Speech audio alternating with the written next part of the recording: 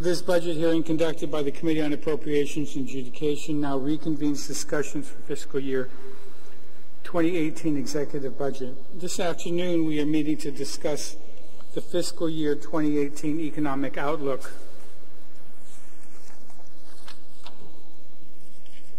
First, I want to thank all of you for coming this afternoon.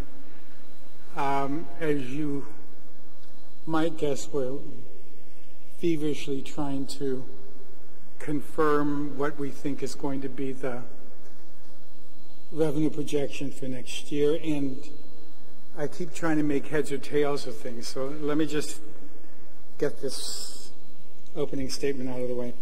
As I prefaced throughout the past few months at each budget hearing, there's some uncertainty that the government of Guam faces with regards to potential negative impacts to general fund revenue collections and economic activity. This hearing, conducted by the Committee on Appropriation, is called for the purpose of evaluating the economic... Joe, come and join us. Yes, everybody. The economic impact. I wanted the economic, and you're the only economist that's here so far with Mr. Parrish. So, lend your expertise to specific aspects of our economy and to generate a healthy discussion. The economic outlook is a critical component of the budget and is getting through a thorough understanding of the various drivers that are responsible for moving our economy forward. We may need to be able to forecast revenues accordingly. Ultimately, your perspective on the general state of our economy will be crucial in determining the external factors that impact the government of Guam's fiscal position. Now more than ever, it behooves us to examine our economic assumptions and bases and to critically examine each piece of data to exercise our due diligence for our taxpayers. With that being said, I would like each of you to introduce yourself initially, and then we'll start off with the Visitors Bureau, which is the main component of our driver. So why don't we start from that end? Thank you, Mr. Speaker and members of the Special Economic Service. Albert Parrish, Chief Economist at the Bureau of Statistics and Plans.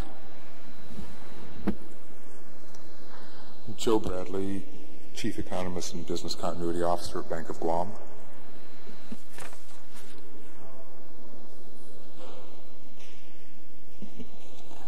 Nico Fujikawa with the Guam Visitors Bureau.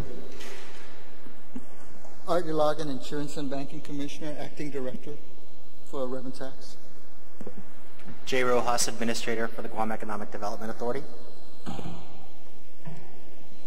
Doris Flores Brooks, Public Auditor. Gary Hiles, Department of Labor, Chief Economist. Okay, why don't we start with GVB. Sure. Why don't I let you go ahead? You have a presentation you wanted to Yeah, it's a simple overview just to start things off, and then we can get into any questions after if you'd like. So, well, first off, thank you, Hafaday, and thank you for having us. I do want to give you a quick overview of our tourism industry and how things are going with the tourism industry. So, although tourism on Guam has been the backbone of our economy for around 50 years, actually started back in 1967, so 50 years this year, it has never evolved as much as it has over the past 5 years.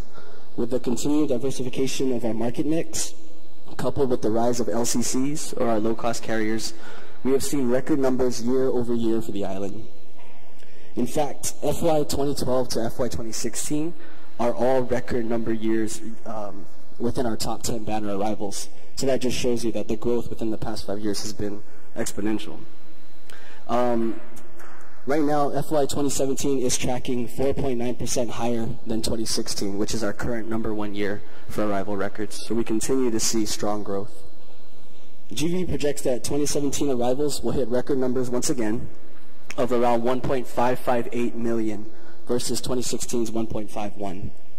This is a conservative projection, and we use this based off a 10-year average growth rate for visitor arrivals. Again, using the same model, GVB anticipates arrivals of around 1.58 to around 1.6 million for FY 2018. This exceptional growth from our secondary markets like Korea, have really enabled our tourism economy to continue to experience this growth, even with the decline of our primary Japanese market. In fact, the consistent growth with Korea will actually see them leapfrog Japan as the top spot this calendar year. And we are seeing new airlines coming in from Korea, so it's still a very strong market for us. However, we still face some challenges with some of our smaller markets. The international tensions between China and South Korea have affected our Chinese arrivals, as some of them use Korean airlines to get to our island. Because of the tension, there's been sort of a boycott between the two nations, so we're seeing that effect. In terms of the impact of tourism expenditures on our economy, we see a direct correlation with visitor arrivals. So we reference our TSA economic impact study that we did back in 2015, and we see that with increased visitor arrivals, Guam does realize higher tourism expenditures directly and indirectly for our economy. For 2015, tourism economy sales equated to around $1.7 billion, a 21.4% increase from 5 years ago, which was 2010, the last time the study was conducted. In addition, this growth in arrivals and expenditures has enabled tourism's direct impact on our GDP to increase. This increase is about 1.1% growth over the last 5 years, again, from 2010. Total impact of tourism dollars reached around $1 billion in 2015, which was close to almost $200 million more than it was back in 2010. The tourism industry, along with visitor spending, supported around 20,300 jobs, either directly or indirectly, which is basically 1 in every 3 jobs for our entire employment on Guam. This equated to around $590 million in the form of tourism labor income, or compensation to our workforce. An overall increase of around 1,900 more jobs was created to our economy directly just from the hotels and tourism. And we anticipate that job growth will continue with the completion of new hotels, as well as our strong tourism arrival numbers. The impact on our actual tax revenues was, based on our TSA study again, 2015 brought in $245 million in tax revenues that we realized, as compared to 148 back in 2010. So this was an increase of about 65.5% over the past 5 years. In terms of our Tourism Attraction Fund, GVB is currently tracking revenues at about $42.9 million, which is close to $1.4 million higher than the FY 2017 budget. And with our strong tourism economy, we can confidently project that with the increased growth in our visitor arrivals for FY 2018, we can achieve revenues of around $43.5 million for our attraction fund. Overall, Guam's tourism economy continues to experience steady, but more importantly, sustainable growth. GVB anticipates this growth will filter throughout the economy, and we will continue to see increased arrivals, which are directly accounted for to increase tax revenues, and most importantly, for jobs for our island. So, thank you. Thank you. And I'm glad we're using 2010 to 2016. What's that? I said I'm glad you're using the comparison between 2010 and 2016. Mm-hmm. In 2010, TAF was $22 million. Mm-hmm. In 2016-17, we're now looking 42. Right. So I understand the rate, that the room rates have gone up. Yes. From 106 to 175. So what I really am trying to figure out now is, I can see that since the room rates went up, TAF could go up. But I'm trying to figure out, and I'm hoping the economists here can help me, figure out how does that translate into business privilege tax, the gross receipts tax. Because in 2010, business privilege tax for retailing, I didn't realize it was broken down in different categories, in retailing was $80 million. In 2016, it was $107 million, which is about a 33% growth. For services, it went from $48 million to $55 million only. I know, I can see the quizzical look in both of your faces there, and I'm trying to figure out how that's possible, because TAF went up. If you go from 20 to 44, it's about an 82% increase. BPT services only went up 13%. So I'm trying to figure out, can any of you explain to me how tourism arrivals and tourism spending, how we can break that down or look at that and try to figure out whether or not it's going into retail or into services or into... Do you understand my question? Yeah, I mean, because it really, when we looked at 2010 to 2016, everything, I mean, it was a big growth in the TAF, but then I saw that the room rates went from 106 to 175. But the difference in retailing and services, are they just not going out to eat or something? I mean, does anybody have any idea on their spending? Or even the Koreans, they're now going to be our biggest. What's their spending like, and what can we expect? So I think the reason why it doesn't directly correlate as far as the growth, right, in terms of services is we are seeing the rise of our FIT travelers, the free independent travelers, and a lot of the services directly tied to tourism would be tour companies, tour agencies that would take them around and show them. But because a lot of our travelers are coming to Guam as a free independent traveler, so they book their own arrangements, and you see it with like rent-a-cars and things like that. You'll see an increase in that kind of business, so the BPT. But in terms of services, we are seeing a decrease from our tour operators and things like that. So that could be a factor as far as the growth not being directly correlated with visitor arrivals. Do any of the two economists have anything to add or any explanation that might help me? Or three? You turn on the mic. First of all, your observation is correct that the GRT should go up proportionally to the increase in the hotel occupancy tax. But the hotels are a large component, but not the largest component of services. So there's medical services, services on base, contractors, and a lot of other services in the economy. So I would expect it to grow at the total service revenue to grow at a much smaller percent than the contribution just from the hotel industry. Whether that explains all of it, that would take some further looking at it.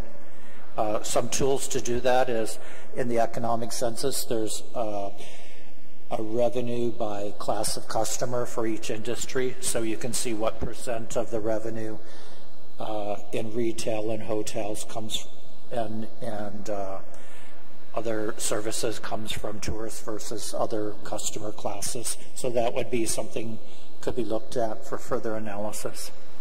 Does your office get that information, and can you make that analysis, or is that Sure. We have it on our website, but I can send it. Okay. Anybody else want to add to that? Am I trying to help me figure out what was going on? Because there's more numbers later that really baffle me. So this is just the start. Jay? I'm sorry, Mr. Speaker, and thank you very much for having us is one thing, but I don't think we are quite prepared to answer some of these questions. My invitation and request for this hearing was to essentially touch on a couple of other things. Oh, yeah, I know. I'll be getting to yours. How they relate, but I think what might be better is if we potentially just come to a full discussion on what really needs to happen. And in that case, I think there's also a little bit of confusion because the members that you have here at this public hearing are also members of the Special Economic Service, which could provide for that discussion a little bit more, where we can be a little bit more prepared to talk about how they relate to one another.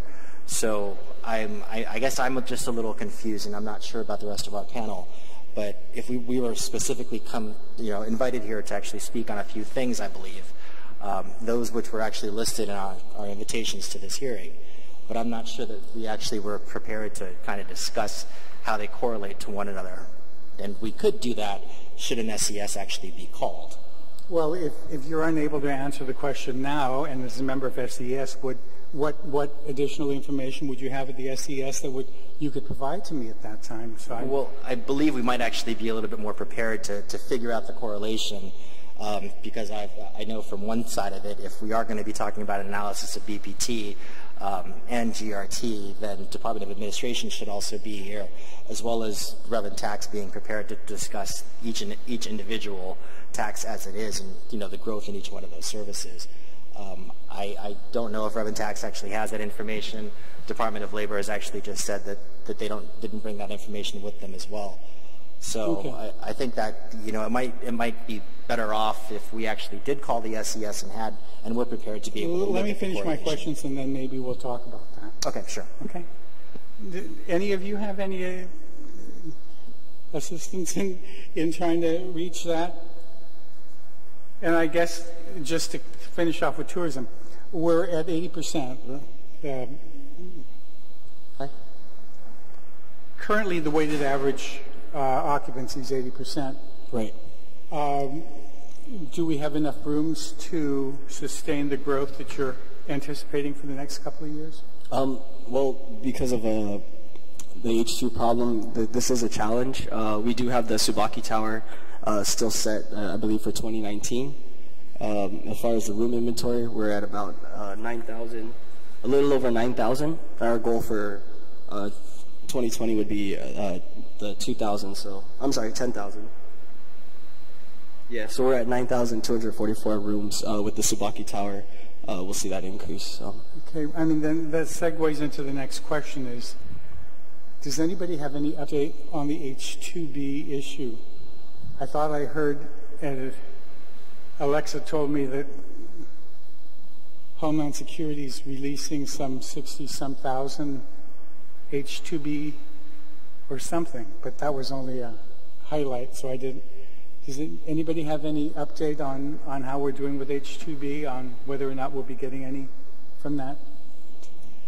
Homeland Security? No? The only information that I have is that the hearing on the suit from the Guam contractors is scheduled for October.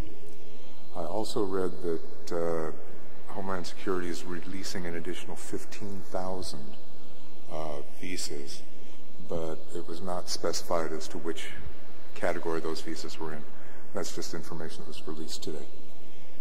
Yeah, I thought it was H2B, so I was trying to figure out if it was just the tech industries and whether or not we'd get any of that, but nobody has any. Well, I think the tech industry would fall under an H1 visa instead of an H2. Because Alexa said it was. I'm going to have to turn her off. I can't argue with that. Anyway, and then also with the business and the contracting, business and professional tax, I'm again trying to correlate numbers for years and collection for the years.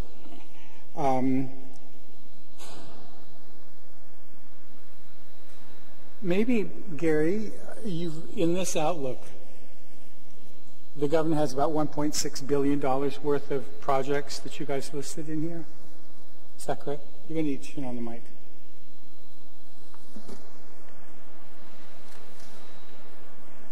In this economic outlook, you have a listing of potential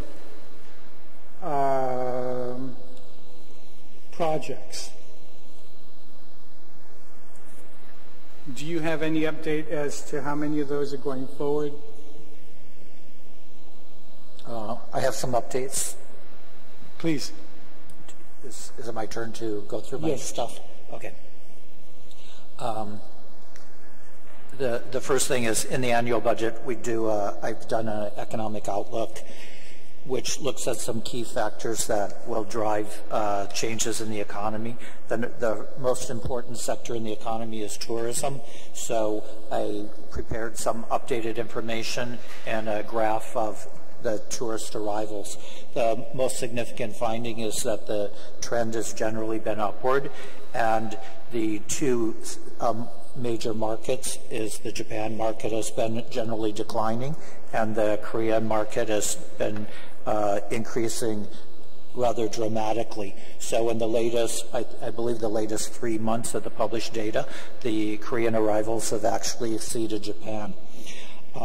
This has been in the news, but what hasn't been in the news is my observation with respect to the capacity constraints on the hotels, perhaps limiting the arrivals, is that the seasonal pattern of the arrivals is different for Japan than Korea. So in some months where Japan arrivals are at the lowest, Korean arrivals are higher. So that allows it takes better use of the capacity because Korean arrivals in their peak months fill in for low months in Japan.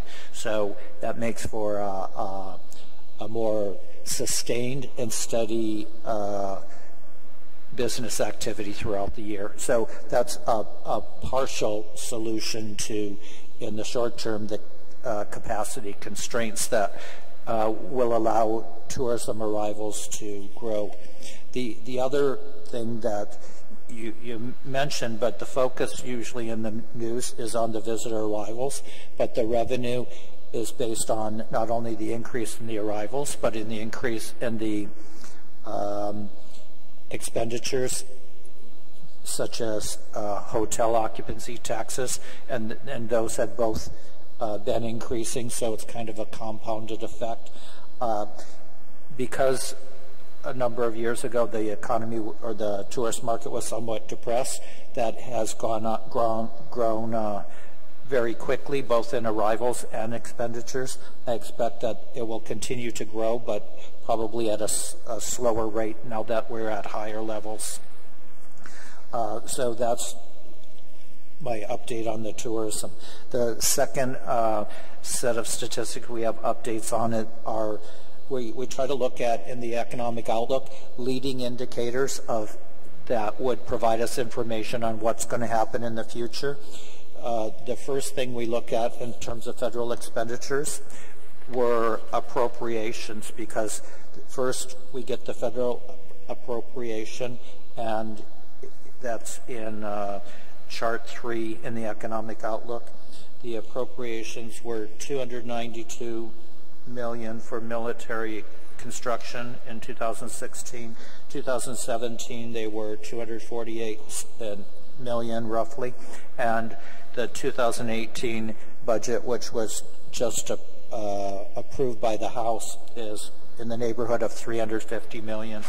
So that shows an increase in appropriations. The next thing we look at is how those appropriations are moving through the system in terms of actual activity, because usually there's a lag. We have two sources of indicators for that. One is the building permit data we have on both a fiscal and a calendar year basis, thanks to Public Works, who has their data updated through June 30th. So on a calendar and a fiscal year basis, the building permits for 2017, with only on the calendar year, we only have 6 months of building permits. We're already at 327 million, compared to 2016 for the entire year, 433 million, and calendar year 2015 only 203 million. So if you look at the trend in the building permits, with only 6 months so far, we're exceeding what we had in total building permits for 2015. And if that trend continues, it could be a very record high year for local building permits. and that's a combination of private construction as well as bond-funded activities for water,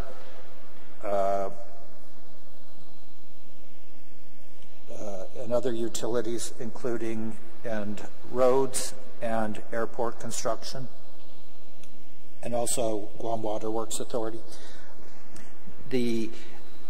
That's only part of the construction picture. The other part of the construction picture is DoD construction contracts, and you can see from the chart then it's been on it was a high level in 2014, declining. 2015 was roughly about 2/3 of 2014, and 2016 very little, and 2017 nothing so far for calendar year to date. If you add the two together on the next chart, it shows the combination, which is much smoother for construction, because in some low years of local building permits, the federal contracts have filled in, federal construction, and vice versa, so that you get a much more stable picture. But the last 3 years, 2015, 16, and 17, the total combined building permits and DOT construction contracts are somewhat down. So to get a better idea where that's going in the future, we look to appropriations, and also we've obtained this year for the first time, we've obtained further information for the economic forecast, looking at the military MILCON solicitation award forecast, which shows when they plan to put things out for bid and what projects, so we get a better idea what's coming. The next page, and so there's approximately $250 million in projects that are planned to be put out for bid in pretty soon, within the year, and specifically the ones that have already been put out for bid are on the next page. So there's 4 projects totaling between, I didn't put the total on there. The first project is between 50 to 100 million. The second one is between 10 to 25 million. The third one between 50 to 100 million. And the fourth one between 100 and 250 million. These have already been put out for bid. So while the DoD construction awards haven't occurred so far in this year, based on the bid solicitations, we expect some substantial DoD construction awards within the year. That should translate into increased construction activity and employment, but the timing is critical. How much of that will affect the economy in fiscal year 2018 just depends on how fast things get going. My construction activity that you're talking about, is it being the construction activity in military bases and outside? Right. How is the H-2B issue affecting that, and what do you believe to be the impact of this ongoing issue?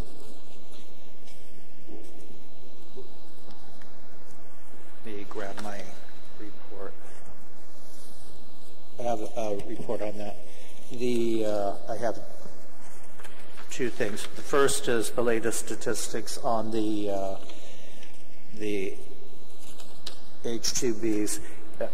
In March 2016, the number of H-2Bs was approximately 1,500, and as of June 30th, it is down to month ending June 30th. Total H-2B workers was down to 127, 97 of them in construction, and I understand as of today it's probably dipped just below 100. The best indicator of the impact on the construction industry is from our current employment report for March, which shows total construction employment is down, largely due to the reduction in H-2s. So total construction went from 6,050 in March 2016 to 5,790 in March 2017. So we've lost several hundred total jobs in construction industry. So it appears that local employment has increased, but not enough to offset the reduction in H2 workers. So total construction has declined somewhat. In terms of next year's economy, the reduction has occurred almost completely in H2 workers so far. So I wouldn't, there's not much more to decline. That the likelihood is that construction will go up at some time over the course of the next year. As far as action from a regulatory standpoint, I haven't heard of any changes. There's a court case, and there was scheduled to have some action taken in August. And maybe Reverend Tax can help me with this. In 13, which was a high year for construction, there was like $308 million worth of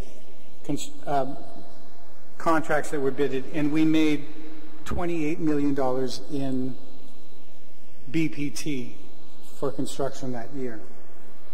In 2014, it was 406 in building permits, 406 million in building permits, and we made 28.5 million in BPT. In 16, for some reason, we had 432 million in permits, and I mean that's gone up, but the collection for BPT went down to 27.9. And this year, I think we're tracking at 23, unless that 200 and some million that the military is going to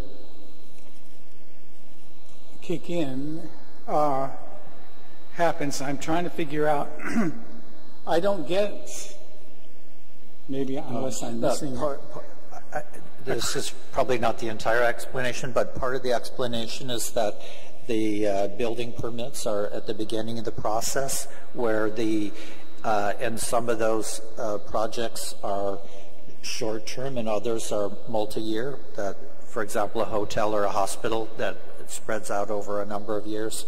So the tax revenue is more associated with stages of completion and payments rather than the initial permit. So there's been somewhat of a lag. So major projects that were under construction in 2014 and 15 to some extent are continuing. So the timing of the payments is not, it's loosely associated but lags behind the permits. So if this year's permits, high number of permits that you've stated, are local permits and small projects, do you think that'll translate into quick payment of the BPT tax? Some of them are smaller, but some are like the airport are large, and it will be multi-year projects. And do you guys break that down to try to figure out how much we can expect in 18 and how much we can expect in 19? No, I haven't. No. Sir, Gary is right. Buildings is based on percentage of completion.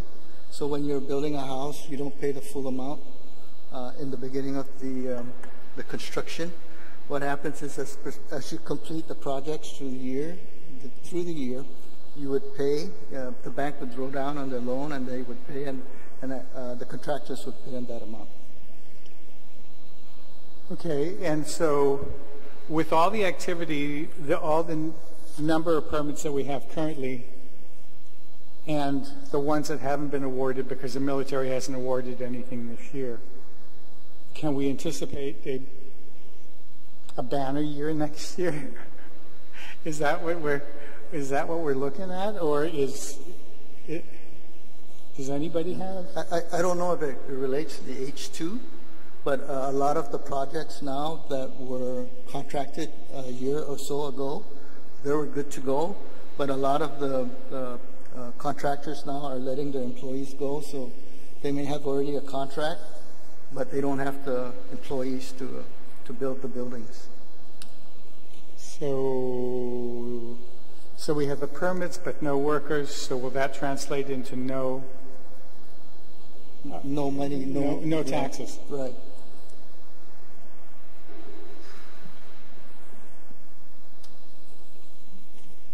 Does anybody have any questions on those, on the contracting? Yeah. Has tax credits come into play on the disparity between the amounts that you would anticipate and the lowering amounts that the speaker alluded to? Were there any tax credits that were redeemed that perhaps are translating into less business privilege taxes? As they draw down on the loans at the banks, those contractors start paying on the GRT. So it depends on the percentage of completion. If there's employees to contractor workers to build the building, and they start to complete, and they certify that a certain amount of the building has been completed, then they can go to the bank and draw down on the loan, and that's when the contractors would start paying.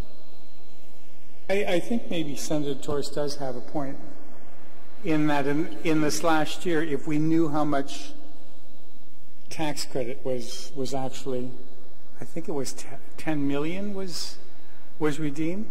Jay, do you know how much was redeemed in this last year in in tax credits? That might have affected business privilege tax. I thought I remember the number 10. Not broken down by year, but as far as the tax credits that would impact the number of building permits that Gary would have actually been alluding to, would essentially be the tax credits that were there for the construction and renovation of the Teason Gymnasium, Harmon Industrial Park roadway, as well as no, actually that would not be a building permit, but what we're tracking there on that would be about 600 million. I'm sorry, 600,000. 600,000? 250 for Teason Gymnasium, 300,000 for Harmon Industrial Park, so 550 total. That would be the sum total of business privilege, tax credits taken this last year? Tax credits in the last year, as well as projected for fiscal year 18, based on building permits. Does anybody know how much tax credits are still outstanding? Available through calendar year 2019, $5.8 million, but some of those are actually inactive.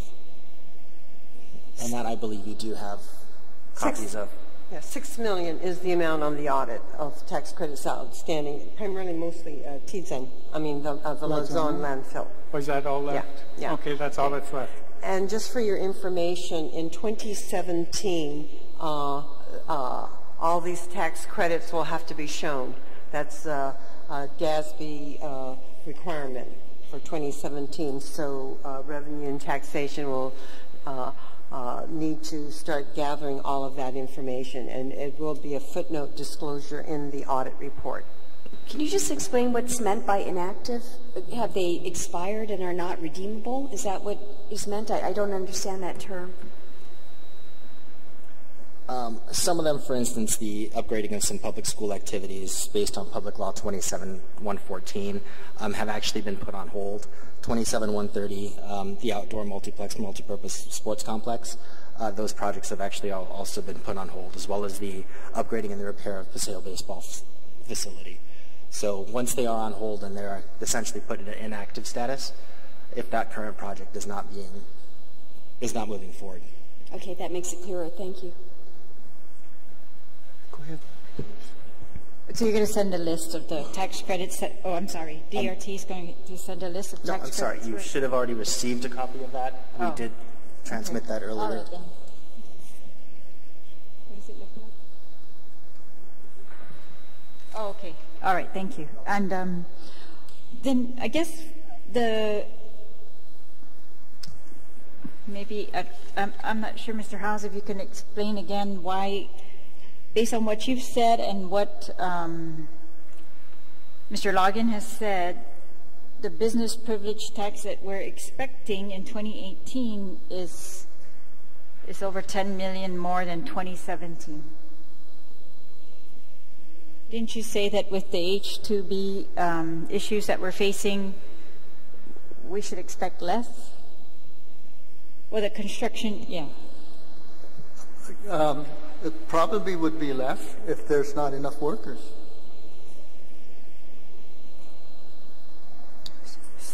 And actually, Madam Vice Speaker, I'm sorry, but that again is the reason why I essentially spoke earlier today, that we haven't really seen each other's information, so we're not prepared to see how it does correlate to one another. As far as the economic outlook to its tourism, to analyze the numbers as far as its effect on BPT, the tax credits to kind of go from there, which is the reason why I asked that the SES be called, as it shall be in that public law. Okay. So do you expect the SES to alter the numbers that are in the bill that was sent down by the governor? Not necessarily, but it would actually have us a little bit more prepared to answer our questions, or actually to answer your questions based on how it relates to one person or another. For instance, although I have seen Gary's economic outlook, I have not been able to see how it does correlate to the numbers that we have. Again, the questions that did come up from GVB, I think if that SES is called, then that would allow us to be able to make sure that we are aware of what's being presented. I, in particular, came here to talk about 6 different topics. Mr. Hiles, did you have any comment on that? On the business privilege tax that's projected in the bill, the budget bill that we're, I thought, addressing? The estimated revenues for FY18?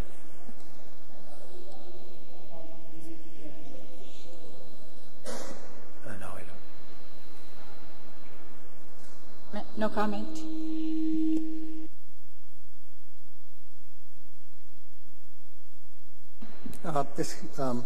When I was the director back in the days when I was a lot younger, what we had was an SAS group which involved the workers, and they would discuss all these issues that would come up. And then when they're completed with that, they would go to the SEC, and they would discuss that. So none of that has happened. So when you're asking us, how does this relate to this credit, to this tax, we don't correlate. We haven't correlated that because we haven't met. So we have a number based on facts, but we don't have the working group to look at that.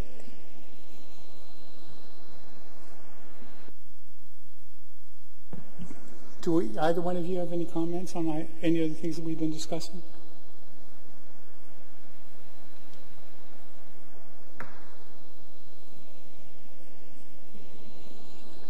I'm sorry to say that in the time that I've been away from government of Guam, I have not been tracking tax revenues very closely.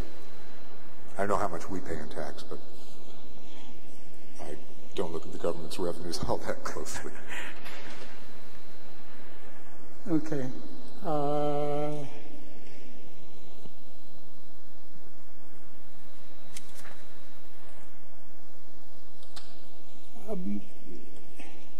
Maybe you might help then if we get into this economic indicators section. The gross domestic product is reported in the territorial economic accounts for for the territories states that Guam's GDP has grown from 4.8 billion to 5.16 billion.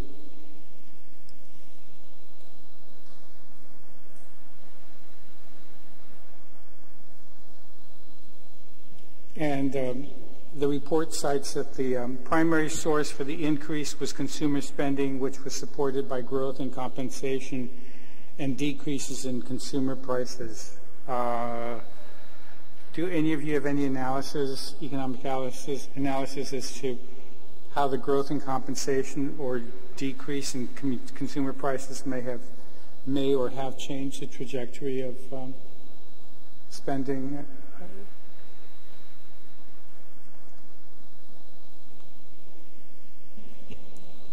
Thank you, Mr. Speaker.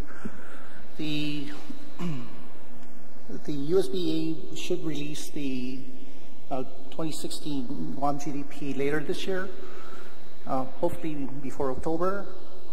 But with respect to real GDP for 2015, yeah, that was really a reflection of our deflationary deflation of prices for that academic year, calendar year in comparison to 2014. Given the inflation rate of 6% for 2016, there will be more of a dramatic adjustment to GDP in real terms. So, until we have the total counting for gross domestic product, given the nominal value there, how they treat our inflation rate of 6% for personal consumption expenditures as a deflator to GDP, we've yet to see. So that will happen later this year. Do you expect the trajectory to continue to go up, like 488 to 516? Do you see it continuing up over the next couple of years, or do you? The USBA has their own methodology of producing GDP, and we've always been careful not to predict our GDP going forward ahead of their announcement. So I just prefer to refrain from commenting on future GDP. However, based on the information I do provide on a semi-annual basis to the Speaker's office, all of the expenditures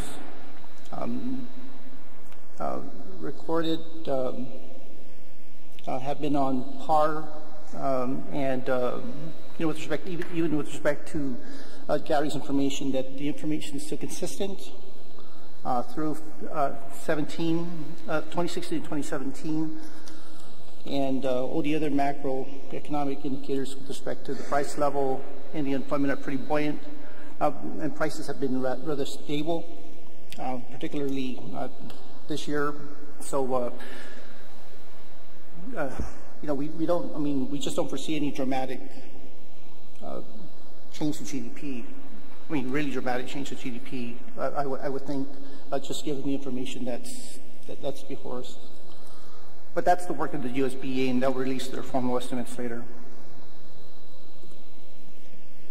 Just to engage Doris on the GDP and the debt ratio.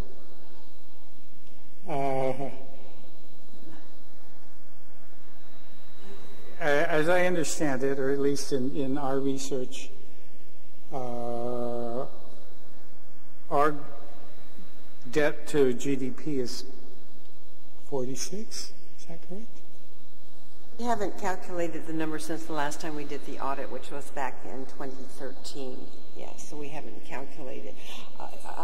The number that we normally use is debt per capita, and my recollection was we were the highest.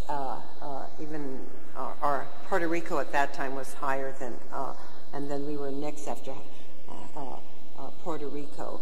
But that was as of 2013, and we have not calculated that number. We actually went to Gita's website, and we were inquiring whether or not Gita would be able to do that. Well, we couldn't find it. Okay. But the debt per capita, not debt per GDP, is the normal ratio that people look at, debt per capita. Oh, okay. Yeah, I saw everybody's talked about that, about us being number one and number two. Actually, that is not true. Debt per capita for Guam and Puerto Rico as territories are very different from debt per capita for the states. So if you compare Guam as a territory to the state of California, for instance, then Guam's debt per capita is rather large. But in the municipal bond world and bond market, debt per capita for the states are actually drawn down to the municipality level. So for instance, somebody who actually lives in Irvine, their debt per capita would actually be calculated for the debt for Irvine, the debt for Orange County, the debt for the state of California included. So Guam is actually in the lower third of debt per capita as it's arranged to the states and territories.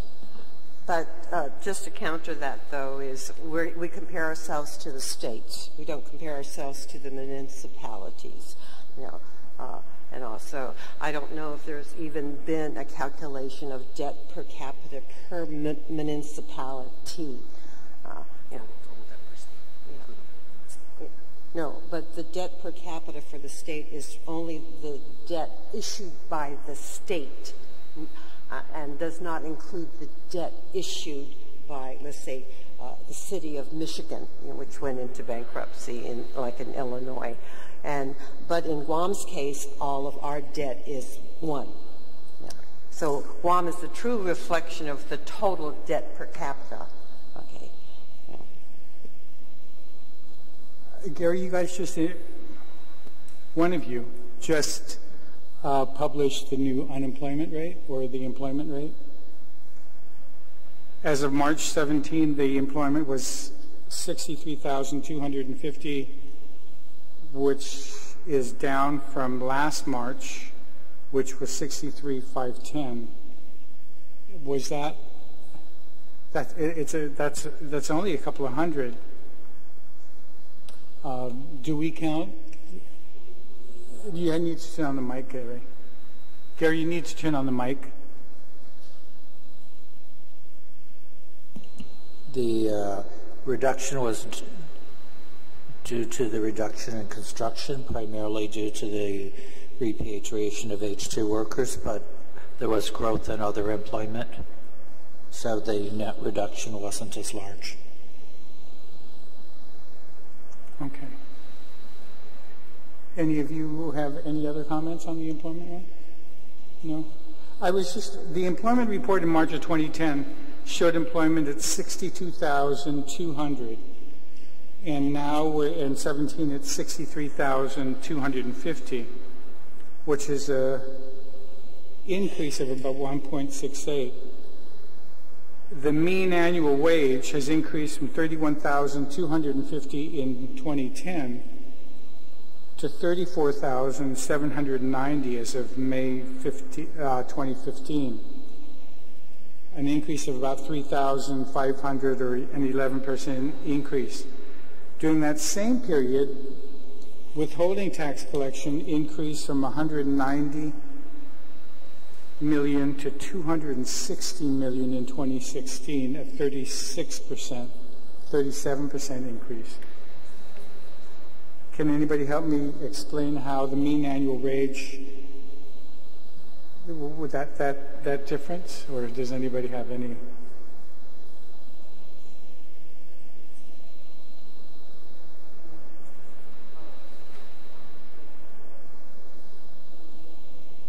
Does anybody have any idea how the withholding rate collection could have been much higher and much faster than the increase in employment?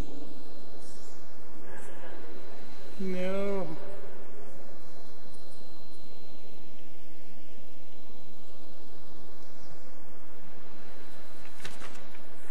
All right, then income taxes.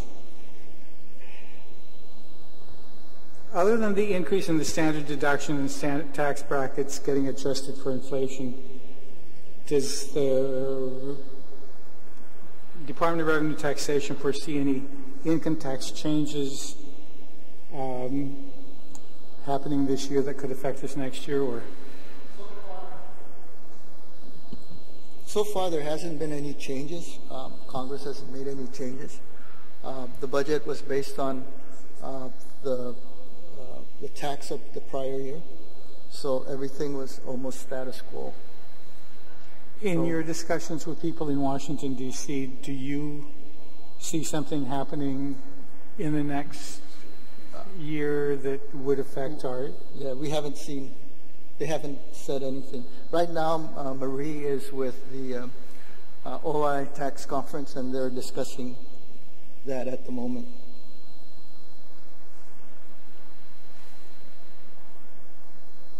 The executive budget request shows tax refunds, the tax refund provision at $125 million. The audit that the OPA just issued, and I want to thank her for having it out early, reflects an expenditure of about $130 million for provision for tax refunds. Do either one of you want to speak to whether or not the budget should provide for 125 or 130?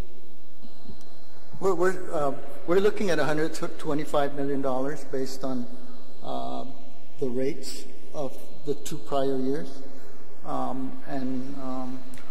What really needs to happen is in the past, again, there is an SAS group that meets with our staff, the budget staff, and the legislative staff to discuss these things, which they would look at it with numbers that the SES group would look at those numbers and not be the people to look at to say this is what this number should be. So when in recent years we haven't been doing that. So my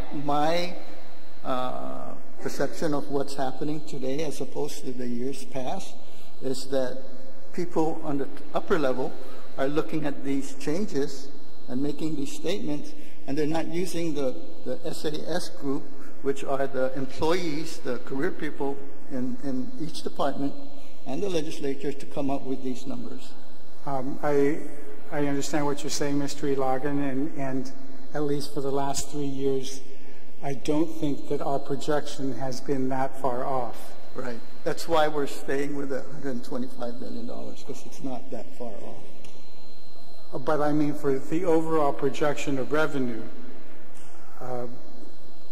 though I have been criticized roundly every last 3 years for a very conservative reading of what the revenue projections were going to be, I think we've shown over the last 3 years that we've been pretty close, if not spot on, with the revenue projections. And I'm just trying to get this discussion out because I keep raising questions and everybody kind of looks at me like I'm crazy. But I want to try to figure out if there's any kind of, why isn't there a correlation between certain things? Why some years are really high and for permits and the collections for taxes? The SAS group discusses that. And they would be the best people to go to because they look at those numbers. Okay. One other unknown that, and it is an unknown, is whether or not the president's proposed tax cuts will go into effect, and that is a big unknown. And I'm not sure if Jay or someone else can give an update, but that's still on the table. Yeah, I mean, we keep looking and trying to figure out whether or not we should take that into account, or just pretend it's not going to happen, or hope that it's not going to happen. And I'm not sure that's very sound. Okay, let me just get a couple of other questions out. The ACTC. For the benefit of the public, can you just explain to my colleagues what ACTC is?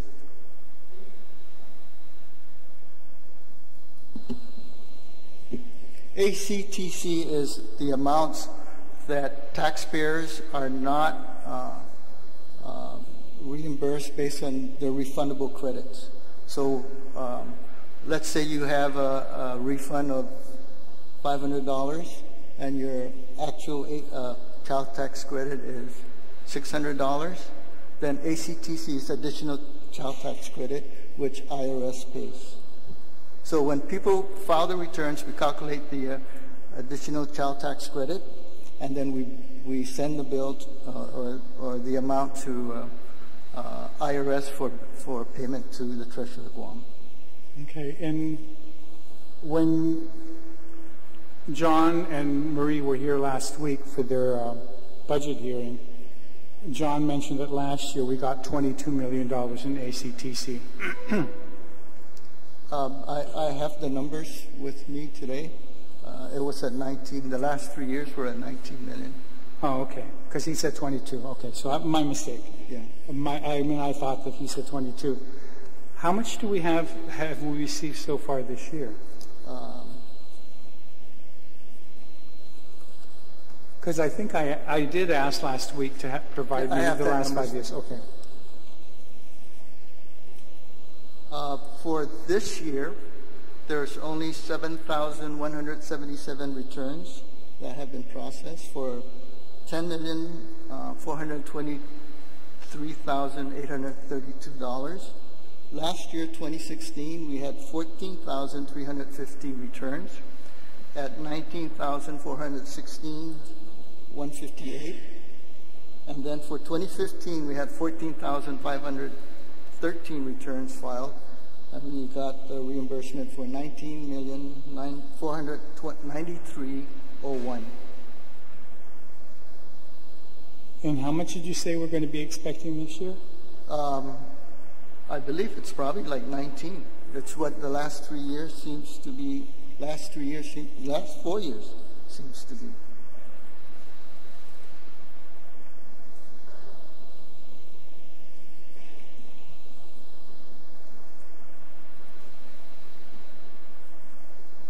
Does the ACTC have any correlation between the amount of taxes paid, refunds paid out? You probably could make that correlation between, based on what was paid out the last 4 years versus what we received in ACTC.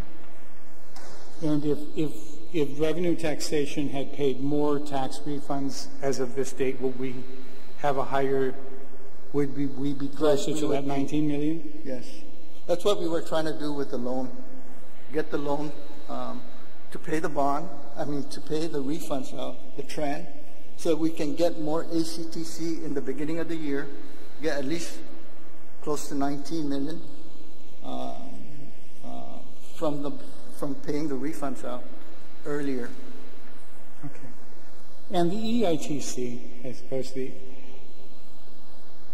IRS has made mention of the fact that there could be some errors. And I think, if memory serves me right, you have also stated in the past that you believe or are convinced that there have been errors made in EITC. Did I understand you were doing an audit, or have you done anything to try to substantiate that? When we did the Social Security audit, we thought there might be a correlation, okay, but the information due to the Privacy Act could not be shared, so we couldn't check if there was any kind of correlation, because we were on the assumption that there are individuals with multiple Social Security, and then we tried to see if we could find those same numbers in the tax, in the filings. But the information is not shareable. Okay. What we have, and I think we're still doing it, is when a taxpayer files a return, we send that Social Security number to IRS to verify the Social Security number, and then it comes back, and if it's a go, we let the refund go. Okay. Jay, Mr. Haas, you have a presentation you want to explain the debt service to the members so they have an understanding of how much we have. Did all the committee members get copies?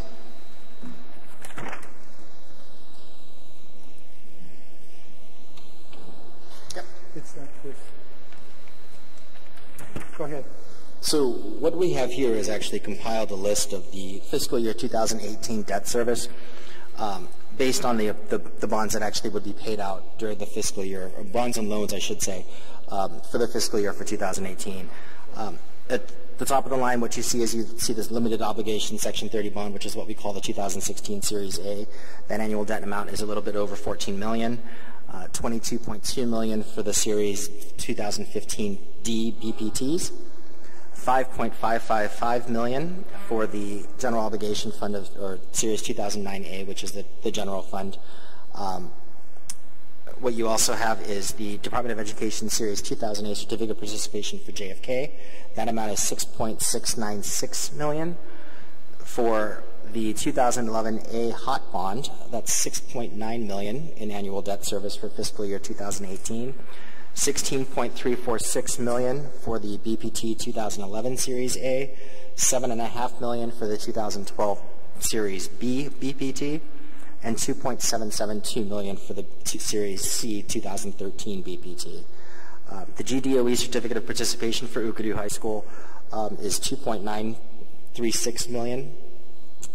But what we also have actually thrown in there is a list of the amounts for the leases that we do have for the other schools. The Teedson lease, for instance, for 2014 amounts to $10,001,113. There is a UOG loan that is actually outstanding there for, I'm sorry, not outstanding, but a payment that wouldn't be necessary of $500,000. In addition to what was submitted into the executive budget, there are a couple of changes that we would like to submit. Those two are actually the last two that are on this page.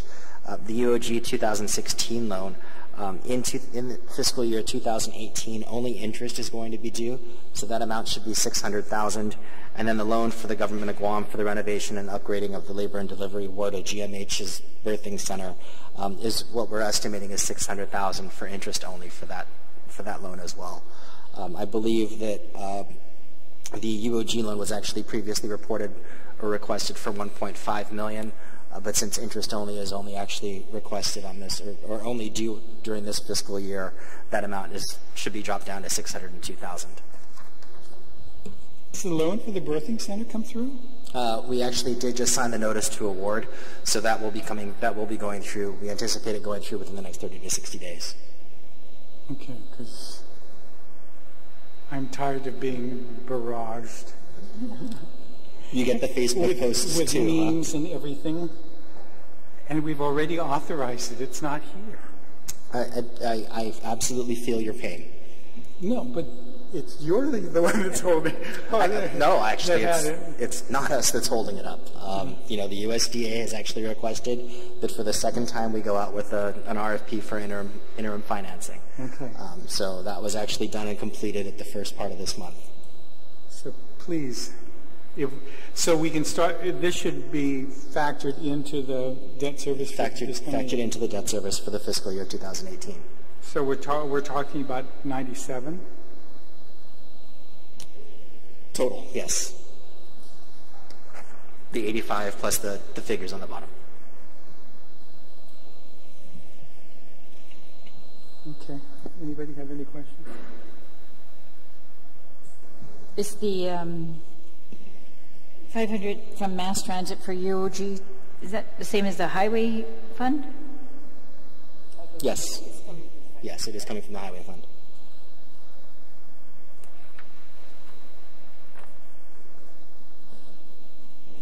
Are these different than last year? I mean, besides the new ones on the bottom? I am showing an increase of $6 million, and that is essentially just because year by year over year, some of the debt services do change. Looking quickly, the BPT 2015 BPT bonds has actually gone up by $2 million for this fiscal year, as has the limited obligation for Section 30, and I believe that's on the 11 by 17 page that you've gone through, where you can see a year over year, 17 to 18 to 19.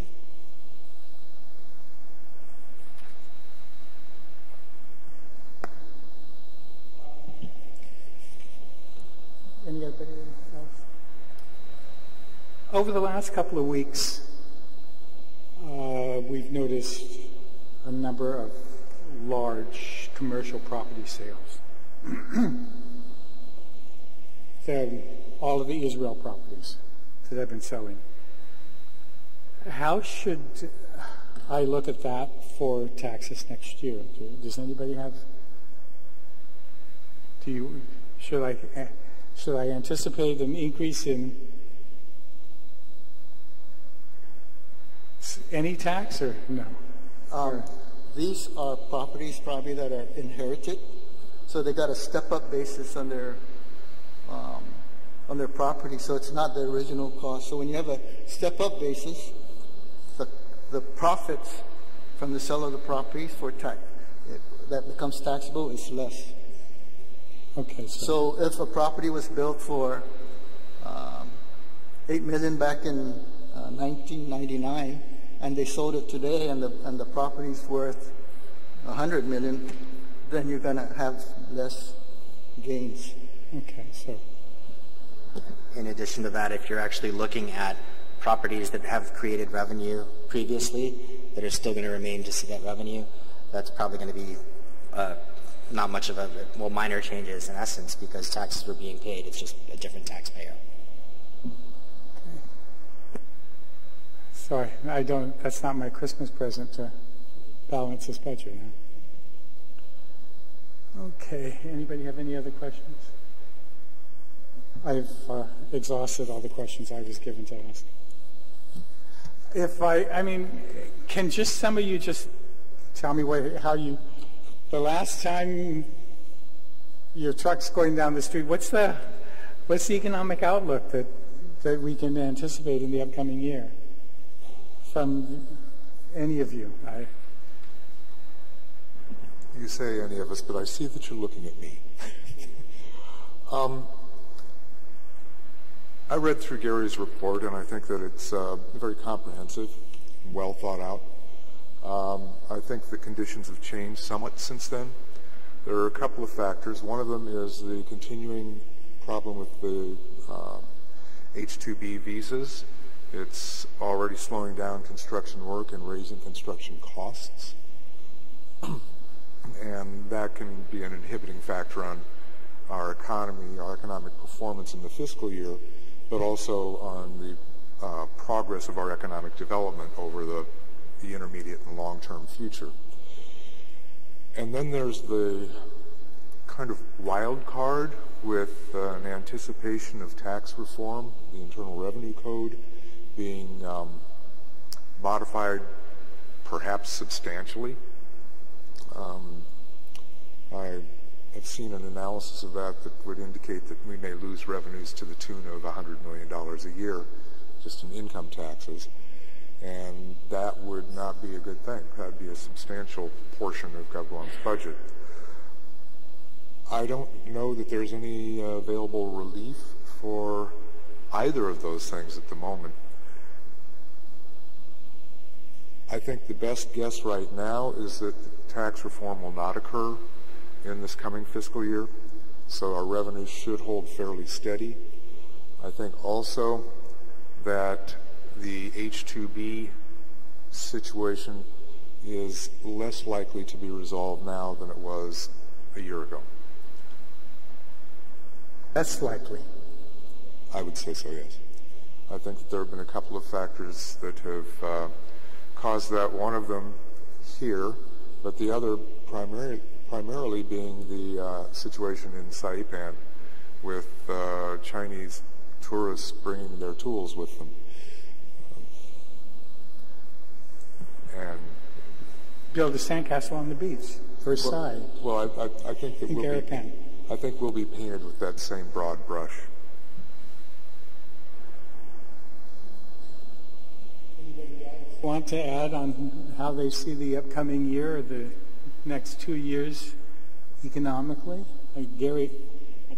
I did have a question about the tourism numbers, because that seems to be the one indicator that our economy is healthy, and the prospects of it continuing to be healthy, at least in the tourism section, is there. But you alluded to the the room inventory being at over 9,000 now, I imagine the last property built was the Dusit, but how do you foresee sustaining a growth at the level that you've seen in the past 2 years, absent any immediate room inventory? What is the formula there that's going to ensure that steady incline in numbers?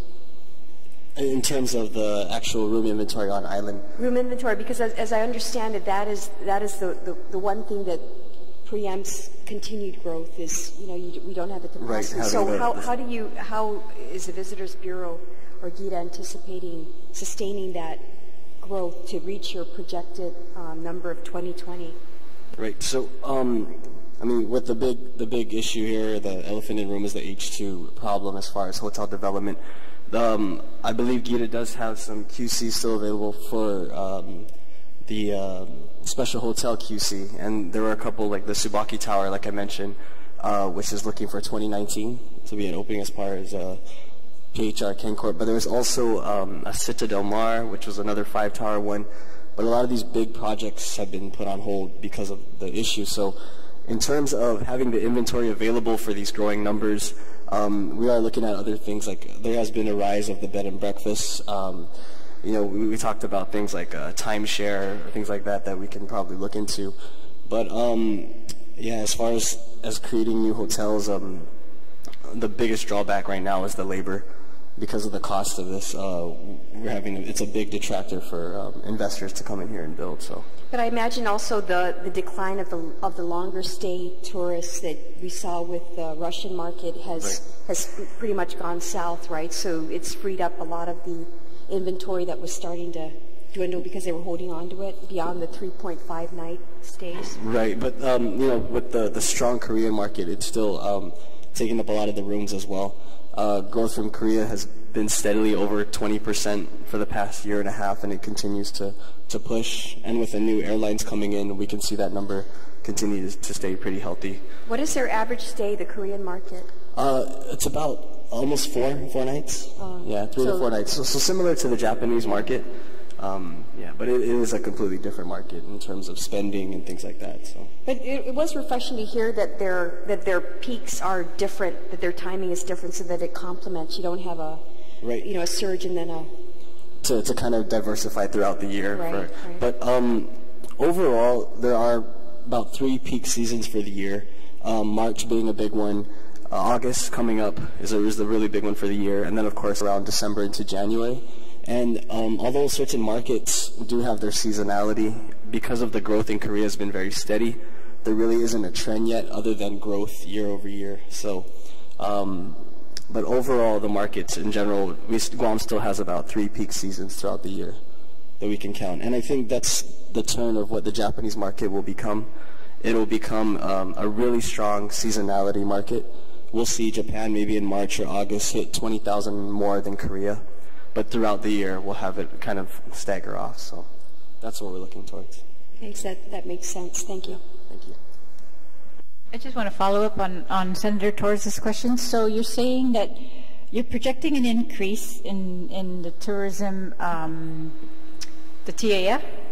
Right. Because of the increase in the Korean visitors, but are you also saying that our room, the capacity, is sustainable at this rate for at least for 2018? Right. So our hotel occupancy without any of those new projects that you said were put on hold. Right. So, but the growth will be more sustainable, steady growth. Smaller numbers as far as maybe 6 to 10% growth, as compared to if we did have the room availability, we could realize maybe 15 to almost 30% growth.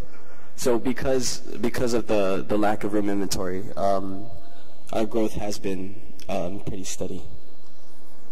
Projecting 6% growth. For the year? Yes. Right now we're tracking about 5%. Okay. Yeah. Okay, and so those are the numbers that you've given us. Right. All right, and those and the room capacity is not an issue. Not at this moment. All right, thank you. Thank you.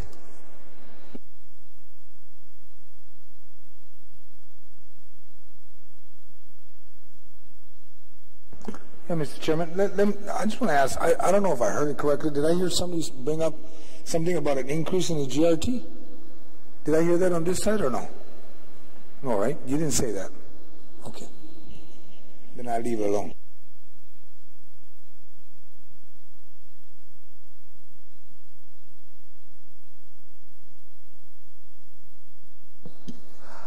Well, thank you all. I was hoping that, unless somebody wants to chime in some more on, if not, this hearing is adjourned.